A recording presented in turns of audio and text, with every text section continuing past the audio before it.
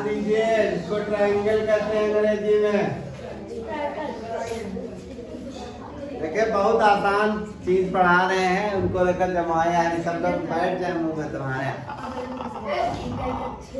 चलो बाबू सामने बैठे हो, समझ रहे हो। चलिए त्रिभुज के बारे में अगर हम बात करते हैं तो त्रिभुज की परिभाषा कहती है तीन भुजाओं से घिरी आकृति को क्या कहते हैं, त्रिभुज, जिसके तीनों कोणों का जोड़ कितना होता है 180। यही परिभाषा। चलिए त्रिभुज के बारे में बात कर लेते हैं। तो त्रिभुज क्या कह रहा है, अगर एक बात याद रखिएगा, परिभाषा के शब्द बिल्कुल सेम हो। अगर कोई कह दे तीन भुजाओं वाली अगर तीन भुजाएं हो वो त्रिभुज होता है क्या? हाँ?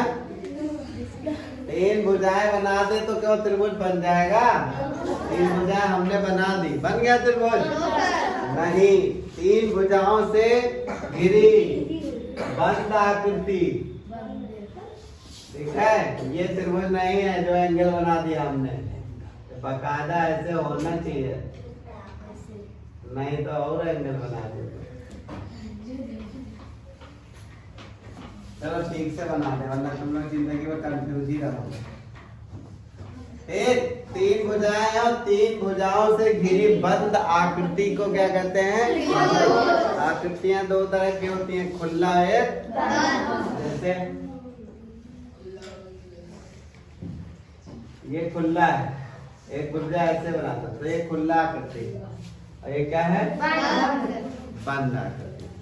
ठीक, अभी 7 वाले 6 वाले पढ़ेंगे यही खुला और बंद आकृति, कल पढ़ेंगे।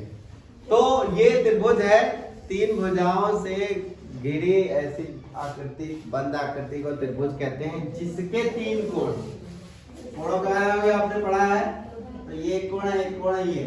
तो अगर हम कोण को देखो, ये कोण का निशान है, ऐसे लिखते हैं। अब बताया होगा ये बी और ये कोण सी का कोण कितना जोड़ होता है? 180। ठीक, कोण ए कोण बी कोण सी का जोड़ कितना होता है? 180। इसको याद कर लीजिएगा। ठीक, अंतः कोणों की बात हुई है, ध्यान दीजिएगा। दो टाइप का इसमें कोण बनता है। अंतः का मतलब है ये, अंतः कोणों का जोड़ कितना होता है? इसमें बाह्य कोण भी बनते हैं, जैसे ये बढ़ा दिया गया तो ये बाह्य कोण बना। आगे जब आप पढ़ोगे बाह्य कोण या बहिर् कोण कहोगे आगे। अभी फिलहाल तो मैं इतनी टांग नहीं खींचेंगे, थोड़ी थोड़ी टांग खींचेंगे। अब आते हैं त्रिभुजों के प्रकार के बारे में। त्रिभुज के 2 प्रकार का होता है। प्रकार का, एक भुजाओं के आधार पर, भुजाओं के आधार पर, और एक कोणों के आधार पर।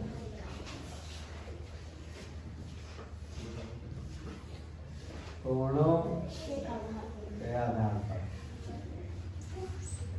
अगर हम भुजाओं की बात कर लेते हैं तो पहला था समबाहु। नाम से ही पता चल रहा है, जिसकी सभी भुजाएं बराबर, सभी भुजाएं क्या हो?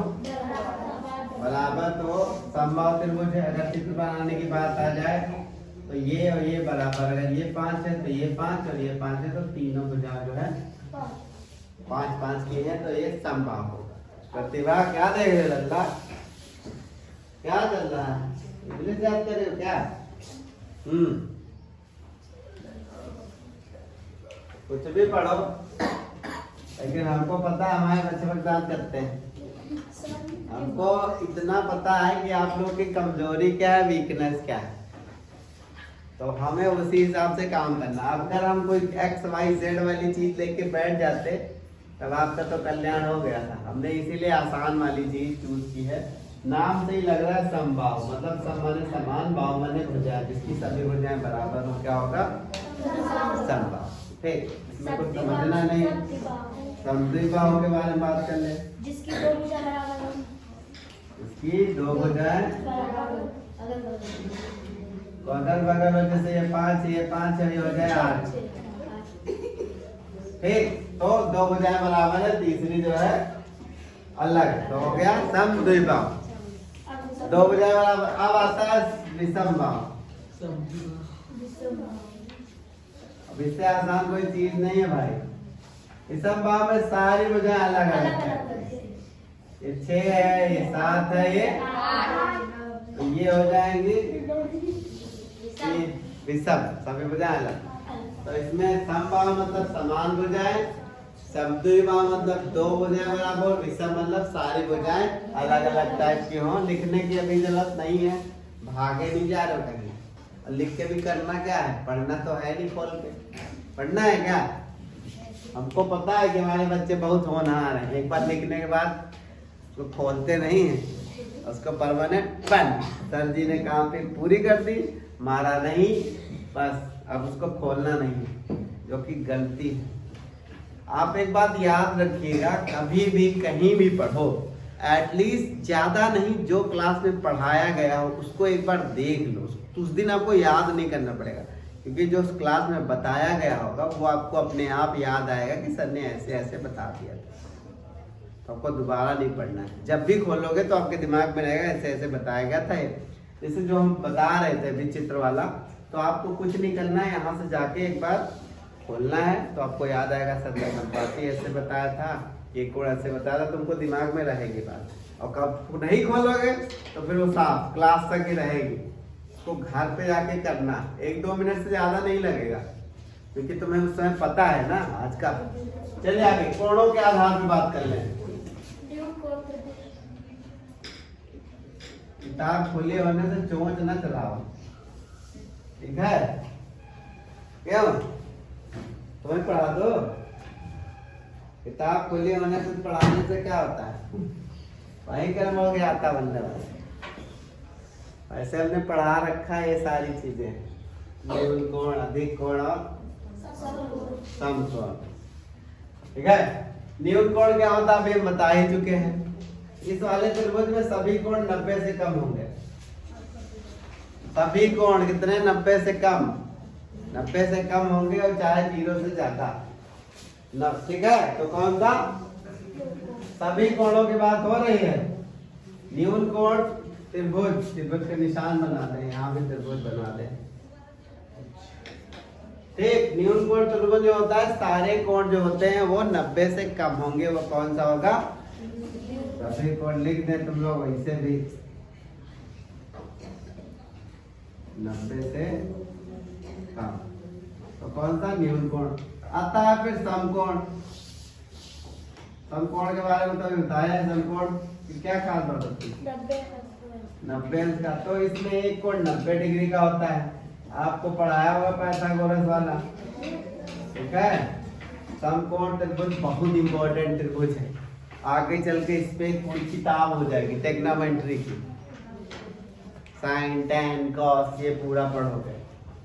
ये कोण बहुत ही, पूरी दुनिया में मोस्टली कोण समकोण ही त्रिभुज पे बना, त्रिभुज नहीं समकोण पे मोस्टली चीजें। समकोण में 90 डिग्री एक कोण हो गया। आ जाता है आखिरी, कौन सा? आखिरी कोण, अधिक कोण त्रिभुज।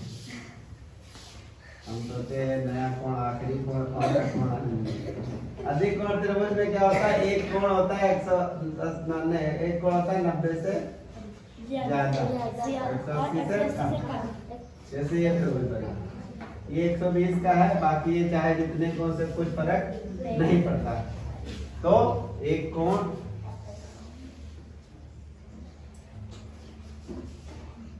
90 से ज्यादा, 180 से कम। तो त्रिभुजों के ये प्रकार हो गए, ठीक? यहाँ लिख दे, वरना तुम सोचोगे क्या लिखा है। तो कितने प्रकार के हुए? बेसिकली 2 प्रकार के, एक भुजाओं के आकार पे और एक कोणों के आकार पे। समबाहु में क्या होता है? सारे भुजा बराबर। समद्विबाहु में 2 भुजाएं बराबर। समबाहु में ठीक। अब न्यून कोण में क्या होता है? न्यून कोण में 0 से ज्यादा, सारे कोणों की बात हो रही है, सभी कोण 90 से कम होंगे। फिर समकोण में एक कोण 90 अंश का, बाकी चाहे जितने अंश का, हमसे नहीं मतलब, ठीक?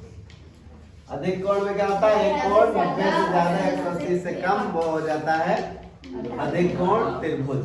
ठीक, तो ये त्रिभुजों के प्रकार हो गए।